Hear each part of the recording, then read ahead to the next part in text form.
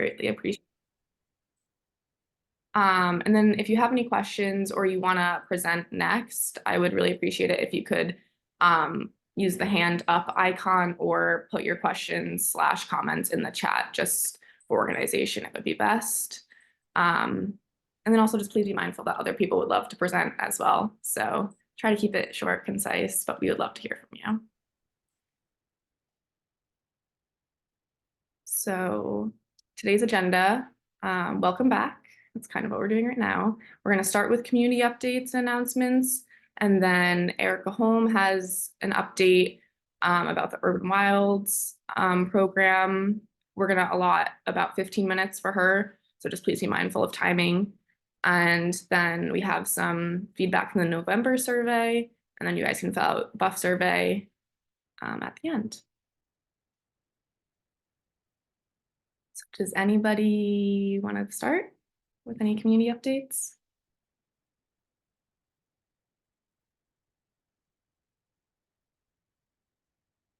Lisa, you can start. Sure, thank you. Hi, everyone. A couple things. So Lisa Beatman, Mount Hope Canterbury Neighborhood Association in Eastern Roslindale, Crane Ledge Woods Coalition.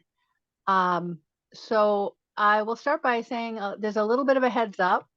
Not much information yet, but regarding Crane Ledge Woods, we just found out that Lincoln Properties, the developer, the one who wants to clear cut the 14 acres of woods, is trying to move forward. First of all, they've rebranded their name to Willow Bridge Developers, and despite the 2 BPDA refusals, they went and applied for a building permit with the Department of Inspectional Services, and so now they were refused. They've appealed that to the Zoning Board of Appeals. There's it's not yet scheduled for a hearing. We're just trying to investigate information. It's an unprecedented move by a developer. So we're just gathering information, and we will certainly let folks know, of any information, any actions that need to happen. So that's Crane Ledge Woods, very persistent developer. And the other thing is yesterday's nature follow-up meeting from the October Nature-Based Solutions forum, People's Forum, that we had. So we had a follow-up meeting yesterday afternoon with a few officials from the Wu administration, Environment Department. I can't give much of a report on that. I think there's other folks here who probably can give a better one, but it was very well attended. There were, just like this group, just wonderful to see so many, allies in all different neighborhoods around the city attending that. One of the pieces of news was that the city has received a $11 million grant. And they are using it to create tree pits with a very interesting sounding new kind of sidewalk material that something like it's flexible so that any roots that grow from the trees won't interfere with the accessibility of the sidewalk. So I know there's other folks on this call that were at that meeting. I hope you will give more of a report out about yesterday's meeting. Thank you. Thank you for sharing, Lisa. Celeste, you had your hand up next if you would like to go. Thank you, Julia. Celeste Walker. The tree ordinance group has met a couple times probably since our last meeting. And it's our intention to go forward with, it's our intention to get a strong tree ordinance passed next year. And the strategy for that is to start by getting a council counselor to introduce this to put it on the docket in the city council in January. And from there, we will then review the text in great detail. We're not going to hand over a long detailed text to begin with, but to give people our goals and our overall intentions. And then we will work on things.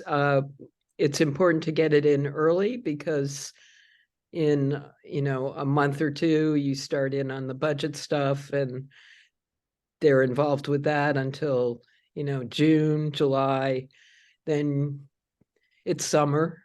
So otherwise everything gets pushed off until September. So we're moving ahead with that and trying to find a city councilor who will introduce it. So stay tuned. Yes, thank you for sharing. Sarah Freeman, you had your hand up next if you would like to share.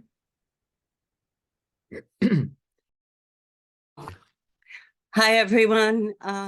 Sarah Freeman, JP, reporting an update on the Shattuck Hospital planning. There actually may not be that much since last month. I can't remember if I shared, there's kind of a compilation of recent media coverage. I can put that in the chat again if anyone missed it. Oh, excuse me. The news, I guess, is that the coalition continues to grow. I think people, as they learn about the magnitude of what's proposed, and medical people even look at it as a bad idea. Hopefully there's conversation internal. A reporter from the Globe attended the last CORS meeting, the Coalition for Region-Wide Services Beyond Franklin Park. So presumably there's a story in the works. And there are meetings like with the Attorney General's office has an EJ division. So trying to see what we can do, but it's definitely pushing a rock up a mountain. Thank you all for listening. And if anyone has ideas, would love to hear them. Thank you. Thank you, Sarah. Dira, you can go next. Hi, everyone. It's Dira Johanoff. I'm with the Charles River Watershed Association. Yeah, I just wanted to follow up with what Lisa was saying on last night's nature-based strategies kind of follow-up meeting to the People's Forum that Greenwich Woods had hosted at the Boston Nature Center in October. Like Lisa was saying, we had a really good attendance from folks from both the coalition as well as folks who are kind of following things related to Greenwich Woods. And there was some good updates from the city. We had Kat Eschel attend, Quana Wise, I think is her last name, also from the city. And then near the end, Kate England also attended, and they had shared that funding from Forest Service around focusing on 3 different parts of the urban forest, which was exciting. But basically wanted to share that I will be sending out, kind of a follow-up email to folks who had attended that email and how we're going to be working with the city in the future for the Green New Deal Coalition, and that if folks here would like to be kind of in that conversation, feel free to email me and I can add you to kind of the email group so that you can also attend our future Green New Deal Coalition meeting, but also hear what the city's also working on with us. So I'll put my email in the chat for folks. Thank you. Does anybody else have any updates? Erica, you can go next. Yeah, so I know I'm presenting today, so I won't try to take up too much time, but I wanted to just mention that the Boston Tree Alliance, which is a project that Mass Audubon and the City of Boston are working on right now, has been having meetings of its subcommittees. So there's a tree subcommittee that talks about what parts for private land tree planting and maintenance, what elements of tree care and proper tree management practices will need to go into that. There's a governance subcommittee, so deciding like how different organizations will be able to kind of co-create the alliance itself, so governance structure, things like that. And then there is an education and engagement subcommittee as well that's been having meetings. And the way that you can join in or get more information about the Boston Tree Alliance is Boston Tree Alliance at massaudubon.org, or some of you may have met Amara Chittenden, who's our community engagement coordinator. They're doing a fantastic job responding to requests, routing things to me if there's something that I can answer as the urban ecologist, and just generally moving that whole program forward. And we do want everyone's opinions. We want it to be a democratized process to address tree canopy losses on private properties in Boston. So if you want to be involved in that, if you have property, if you have people who've been asking you how to get free trees in Boston and they are a private landowner, we would love to hear from you. And I'm seeing that Jarell is saying this would be a great time to lead into my presentation, but I'll let Julia, I'll let you kind of segue me if you like, or I'll just jump right in, whatever you prefer. All you can go ahead. Okay, great. So some of you may have seen some news about this or posting on the City of Boston website about this. And I should mention, for the Boston Tree Alliance, there is now kind of more of a searchable city website that you can look at for the Boston Tree Alliance. So, if you Google Boston Tree Alliance, there will be a page you can find now. I could put it in the chat after this, but I was here today to talk about something completely different, which is urban forested natural areas. So in this group, we've heard, I think, a lot. I've heard Alana mentioning this a lot of times. I've heard other people really caring about these areas that are not necessarily street trees, not necessarily formal park tree plantings, but are groves of trees or kind of mini forests within our urban forest in Boston. And we're really excited to announce that Boston has joined the Forests in Cities Network, which is a program based out of the Natural Areas Conservancy, or started by them in New York City. But it is 17 different metro areas across the nation that have a network of practitioners who kind of co-train each other and share resources and publish in a publication called Cities and the Environment about the value of urban forested natural areas to those cities. Some of you may have seen the cooling report that the Natural Areas Conservancy put out. It's a fantastic report about how these groves of trees, when they are in city boundaries and accessible to people, how much they contribute to cooling. And right now, the Natural Areas Conservancy is kind of guiding its Forest and Cities network to be focused on ecosystem services. So we're thinking about carbon, and we're thinking about cooling benefits, and we're thinking about kind of equity in managing the urban forested natural areas parts of the urban forest. So I just wanted to share that we joined in partnership with the Parks Department in Boston, the Urban Wilds program. So it's Paul Sutton, myself from Mass Audubon as the urban ecologist, and Boston University. So right now our representative on the city team is Pam Templer from BU Urban, which is kind of their cross-departmental environmental sciences and public health department. We're really excited to be partnering with them. Forests and Cities, like kind of member representation can change over time. My goal for this program is really to make sure that Boston is communicating out the value of its urban forested natural areas like Crane Ledge Woods, like these other parcels that keep coming up again and again. The Urban Wilds program has, I think, 31 sites that have a lot of urban forested natural area on them, like Naira Rock and Sharon Woods Urban Wilds and the Rosendale Wetlands. And so I just wanted to give folks an update that we are working on 2 case studies right now that will be published in Cities and the Environment if the Natural Areas Conservancy likes them enough and we do a good enough job with them. One of them is focused on the phenomenal story of the Rosendale Wetlands and how that's a community advocacy effort that really has evolved into an equitable kind of supportive housing element, but it's also this fantastic green space.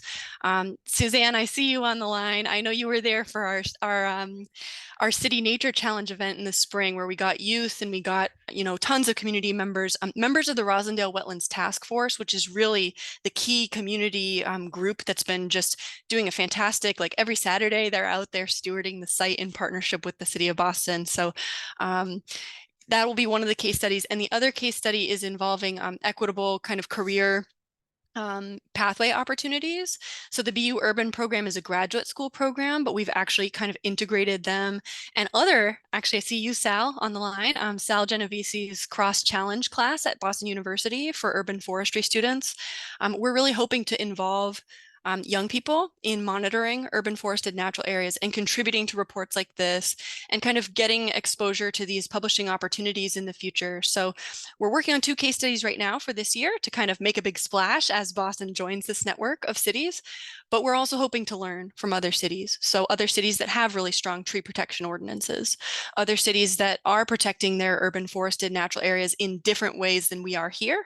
What can we take from there, apply it back to Boston? So just wanted to update the community that this is something that we have going for us. And I'll share my screen for a second, if that's okay, to show you the websites that I'm going to link in the chat. And Julia, how am I doing for time? I have not been looking. You're all good. You have 7 more minutes. So. Okay, so I'll just share. Oop, there's my whole life in email. This is what I want. Sorry, folks.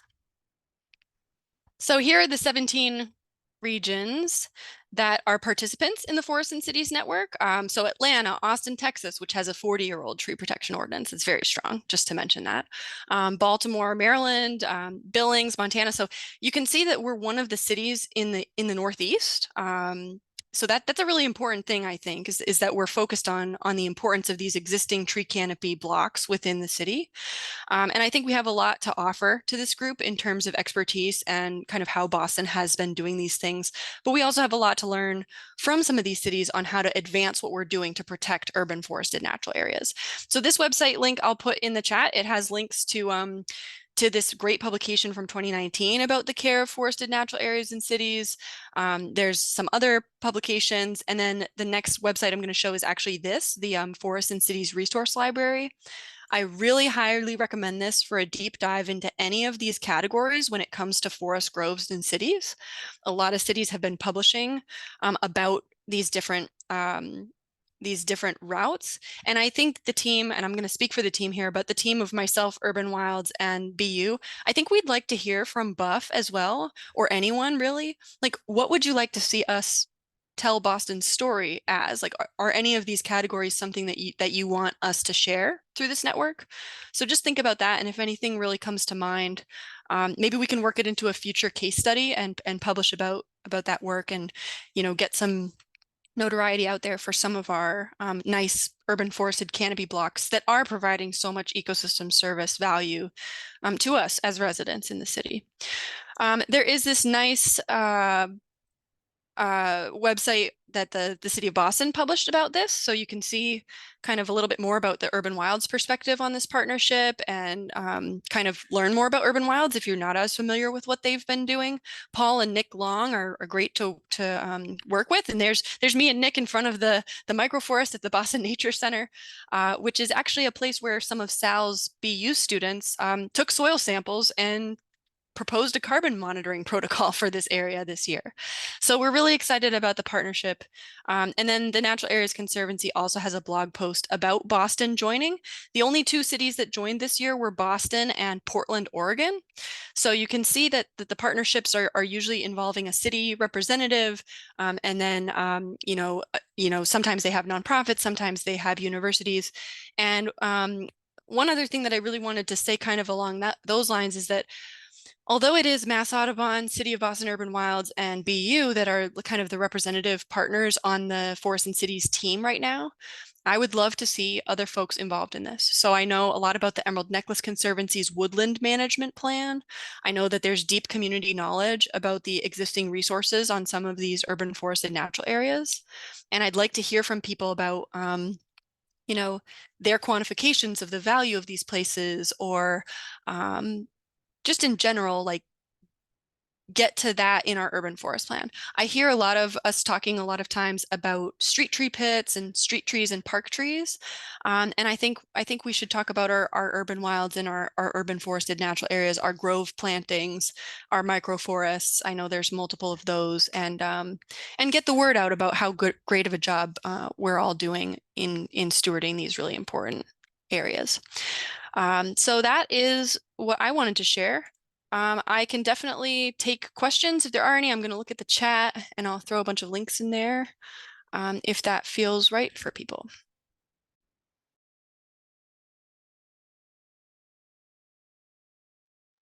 Well, Erica, hi, it's Gerald. I just want to say that was a great presentation. Thank you so much for sharing everything that you did share.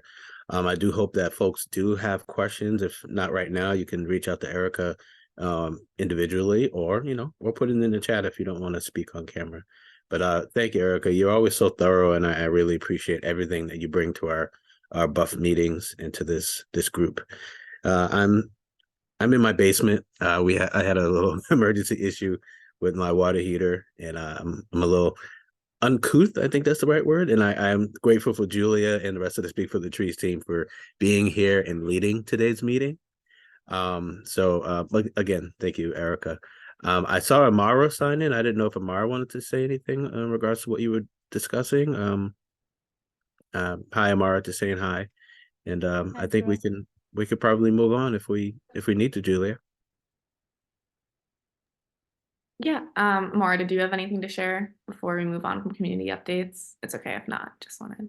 Sorry, I had some technical issues. I just want to say thanks for Erica's work in that Forest Natural Areas Network. And we are continuing to meet with the Alliance. And I'll just continue to drop my information in the chat if folks are interested in joining those meetings. So thanks, everyone. Thanks, Amara. Good to see you. Julia?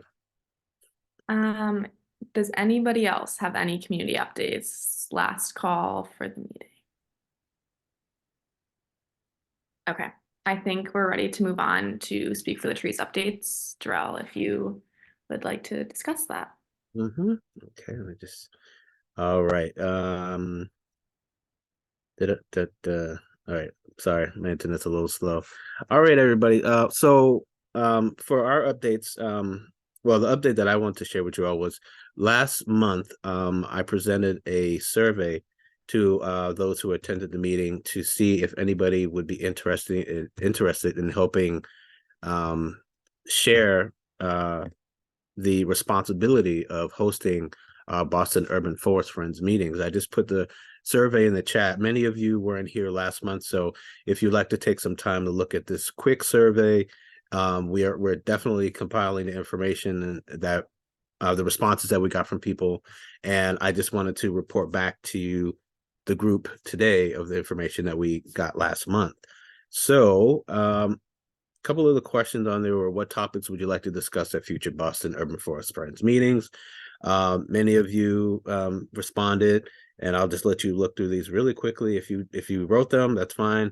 If not, these are some of the ideas that people came up with last month. Also, what additional resources, groups, partnerships, individuals do you think we should include in our outreach for Buff? And you can also just take a few seconds to look at those as well. We would definitely love to have more responses, which is why I just put the survey in the chat. It's very important that we share this responsibility of being, advocates for the entire Boston Urban Forest. Erica, you kind of mentioned that, feedback from us. And we have a very, very large group here. We could literally fill up this entire room with over hundreds of people if they had the time to join us on these Friday mornings. But, we're averaging between 15, 20. Last week was a little less. But, we have a very large outreach. We have a huge mailing list and lots of people that get our information, but don't necessarily always attend. So we hopefully we can change that and get more people to really want to be leaders in this in our efforts here. So one of the other questions was, would you consider joining or leading a working group on these topics? 4 of our attendees said yes, 1 said no, and 3 said maybe. We hope that number could increase, and that we hope that we can actually, meet with someone and, share our guidelines for hosting meetings and, share our outlines for networking, because we have a large mailing list, email list. I'm sure other organizations and individuals have large mailing lists as well. So we could just combine our list and have an even broader outreach. And the reason why we want to do this with not just for Speak for the Trees is because we want to make Buff sustainable. So we want to broaden our representation within the coalition, empower individuals and organizations to share the responsibilities of conducting monthly community meetings, ensuring representation that reflects the diversity of the Buff community, and collaborative management of urban forest related activities. And we feel that, hopefully that we'll get some new results today, and then we can continue this conversation going forward, and that we can meet with those who want to actually do this work with us. And I think that's all I have for that. But David, did you want to say anything about that? No, I mean, I think Jarrell has done a masterful job over the past 2 years, 3 years, bringing folks together. It would be great to, like he said, expand the network into areas where we can actually do some more advocacy and joint advocacy together. I think there are a lot of different groups doing different things, and we sort of see this as a place where those rhizomial underground networks can connect and people can share and grow together. So see this as an opportunity, and expectations are what we, I think, as a team make them to be. So if there's a group that wants to focus on large preservation of large trees versus ordinances, we could either combine those groups, or we could figure out what work they do and how much time they spend on that. But I think what we want to do is move the work forward beyond just the 1 hour every month that we meet. Mm-hmm. Yep. Thank you, David. And I think we're doing a pretty good job, but I think that with more hands, it makes the work a lot easier. Many hands make light work. And I think that'd be really great to have more people involved. All right. And I will, any other Speak for the Tree staff have any updates for us? And then Julia, you can take back over.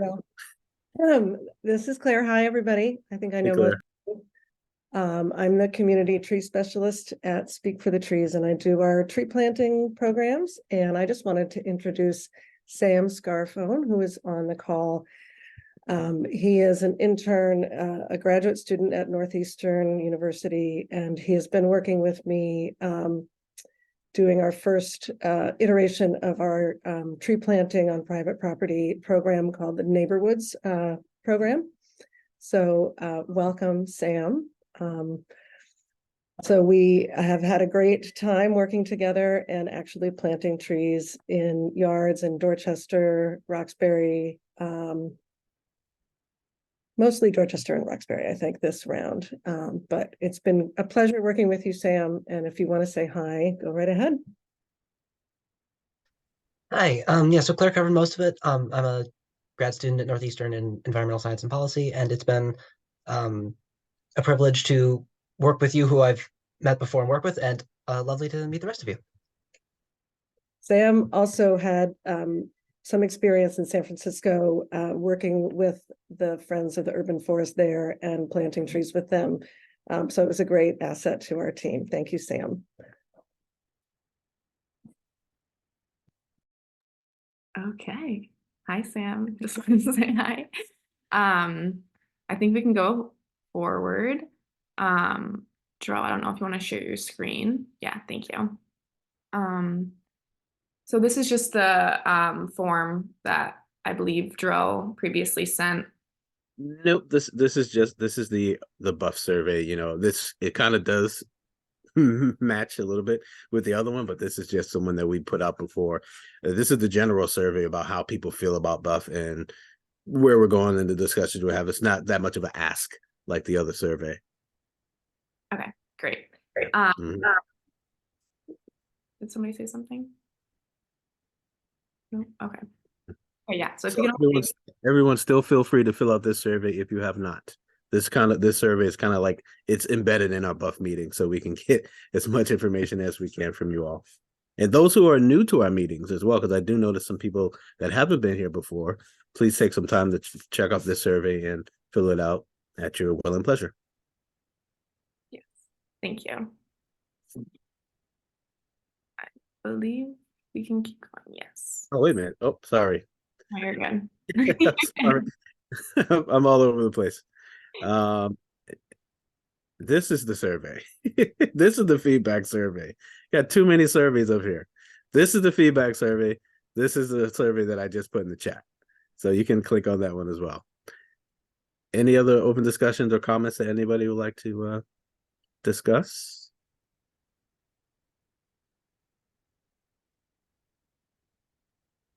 All right, Julia, I'll move it forward. There's our feedback survey, and there's our final slide. Yes, so our next BUFF meeting is going to be January 12th, the new year. So we will see you all then. But otherwise, I really appreciate you all making the time to come today and giving me the grace of leading my first BUFF meeting. So I really appreciate it. And I'm really happy I got to see all of you people today. Thank you, Julia. Round of applause. Thank you. Thank you. Thank you. And if folks hold on a minute, Jarell, if you could pop those 2 surveys into the chat, we are 20 minutes ahead of schedule. So, you know, hopefully you have time right now to fill out those quick surveys. And yeah, it's going to be an exciting new year. Lots of funding coming in to do this work, lots of energy, lots of partnerships. We at Speak for the Trees, after 8 months, are finally done with our strategic plan, and we'll release it in the new year. So you'll be able to see where we're growing and what we're doing. So thank you for being, you know, whatever part you're doing in this work, it's working. So thank you. We're together doing amazing work. Thank you, David, for saying that. Thank you. I saw Tyler Simmons. Which survey is that, Jarell? The one you just dropped in? That's the BUFF feedback survey. So that's a BUFF feedback survey. I think people have seen that one for, you know, before. And then if you missed last week's meeting, I'm posting it again. Or sorry, last month's meeting. Yep, thank you. There we go. That's the survey. Oh, is that a survey? Oh yeah, it's a survey. Great. Oh, but that's not the right version. Hold on. Oh, it's the only one I got. No, you sent the Google Doc version, not the form. Hold on. I got you. All right, thank you. You always got my back, David. I got you. Here's the. I'm all over the place. You said, yeah. I don't blame you. You're probably cold and Yeah, it's pretty cold down here, but you know, it's 40 degrees out, so it's not the worst. But not having hot water is a drag. I'm sure everybody knows that. All right. So there's the survey that Jarell just shared as you know, if you want to suggest some topics and consider helping organize committees around those topics.